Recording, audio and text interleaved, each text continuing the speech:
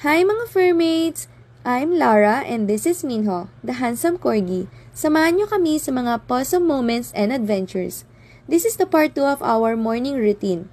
So after niyang kumain, niwa-wipes ko siya using this Baby Pulp Premium Baby Wipes.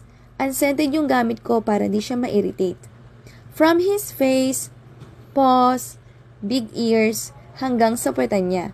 Ayoko kasi na may naiiwan na poops. Dati, nilalabas ko siya sa iskinita namin para mag-pee and poops.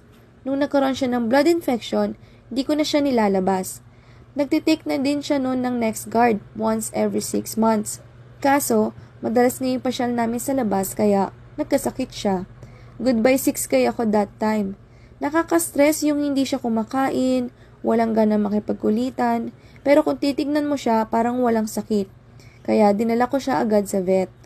Mabilis lang din siya gumaling noon at na-trauma na talaga ako. Kaya dito na lang kami nagpe-play sa room niya.